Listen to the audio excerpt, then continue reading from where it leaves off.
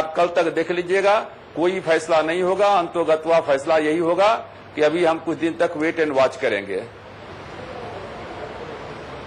बिल्कुल ठीक पढ़ा आपने। पहली बात आपने ये कही कि नीतीश कुमार ने कभी भी नरेंद्र मोदी के इस्तीफे की मांग नहीं की। 2002 के दंगों के दौरान जब आप सब लोग एक साथ कैबिनेट के अंदर बैठा करते थे और प्रत्यक्ष और अप्रत्यक्ष तौर पर आप नीतीश कुमार की पार्टी के सहयोगी भी थे। दूसरी बात आपने की कि यह सांप छछूंदर की लड़ाई है, इसमें नीतीश कुमार फंस गए हैं। और तीसरी बात आपने महत्वपूर्ण करी कि जनता दल यूनाइटेड किसी हालत में भी बीजेपी को छोड़ने की सूरत में नहीं है।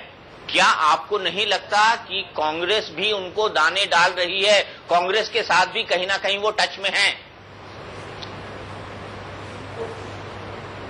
देखिए, कांग्रेस अपना खेल खेल रही है। कांग्रेस पार्टी को 2014 तक जो है पार्टी को चलाना है, सरकार को चलाना है, और वो जानता है कि नीतीश कुमार ब्लैकमेलिंग कर रहे हैं, तो अपना उनको जो है जैसे होशियार चोर जैसे होता है, तो ये जो क्या कहते हैं, जो जहां तक कांग्रेस का सवाल है और जो जनता दल का जो सवाल है, नीतीश कुमार का सवाल है, वो कांग्रेस भी जानती है कि नीतीश कुमार भारतीय जनता पार्टी को छोड़ने वाले नहीं हैं। नीतीश कुमार भी जानते हैं कि अब भारतीय जनता पार्टी से अलग क्या कहते हैं कि नहीं होंगे, लेकिन फिर भी वो ऐसा पोज कर रहे हैं कि जैसे वो कांग्रेस के निकट जाना चाहते हैं या कांग्रेस उनके निकट आना चाहती है। लेकिन जैसा कि मैंने कहा कि सड़क पर वही जानवर मरता है जो निर्णय नहीं लेता है कि दाएं जाएं कि बाएं जाएं। तो इसलिए इस सरकार का जो है अगले बार जो है विनाश जो है निश्चित है। आपने कहा अगली बार इस सरकार का विनाश निश्चित है, लेकिन आने वाले दिनों में आप क्या राजनीतिक ध्रुवीकरण देख रहे हैं बिहार के अंदर? क्या आप देख रहे हैं कि जनता दल यूनाइटेड और भारतीय जनता पार्टी अलग अलग रास्ता करने की तैयारी में है, अलग अलग रास्ता पकड़ लेंगे? देखिए, एक बात तो तय हो गया है कि भारतीय जनता पार्टी को ये छोड़ेंगे नहीं, लेकिन ये भी बात तय हो गया है कि नीचे का जो रैंक एंड फाइल है, जो कल तक ये धौंस जमा करके भारतीय जनता पार्टी को अपने बस में रखना चाहते थे, आज भारतीय जनता पार्टी ने अपना तेवर क्या कहते हैं कि चेंज कर लिया है।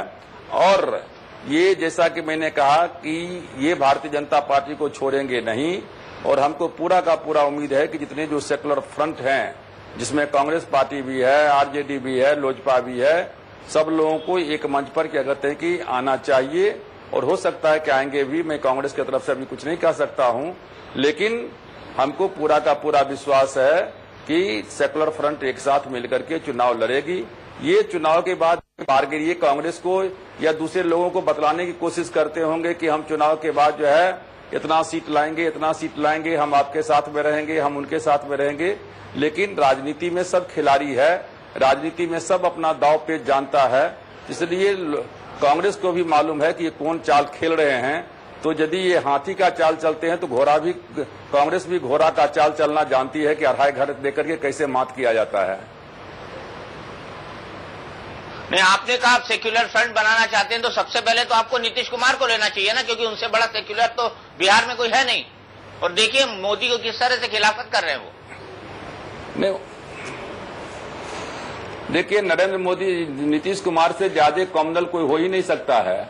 आप इसका एक उदाहरण है कि आप चले जाइए जो गोपालगढ़ में घटना घटी राजस्थान में, वहां के मुख्यमंत्री ने 15 लाख रुपया मुआवजा दिया मुसलमान को।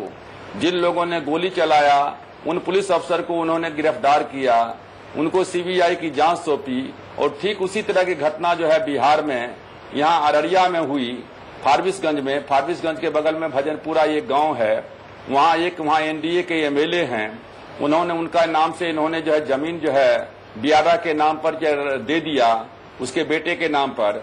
और जाकर के भजनपुरा गांव के गरीब मुसलमान के सामने में उसने जो रास्ता था उसके ऊपर में दीवार खड़ा करना शुरू कर दिया।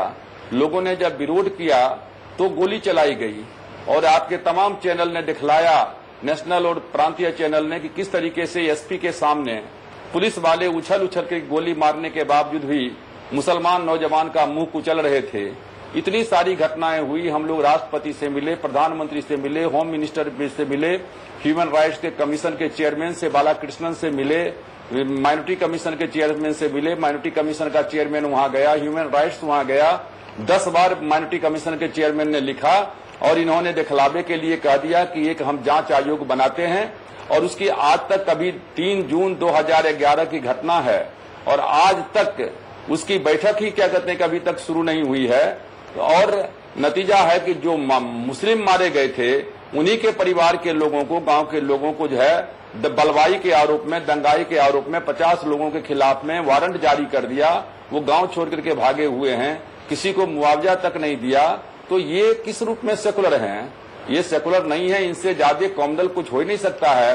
नरेंद्र मोदी को हम देख रहे हैं कि नरेंद्र मोदी कॉम्युनल है, उसके चेहरा से हम पहचान सकते हैं, लेकिन नीतीश कुमार के चेहरा से ये पहचानना मुश्किल है। लेकिन अंदर से ये उतना ही कॉम्युनल है जितना नरेंद्र मोदी कॉम्युनल है।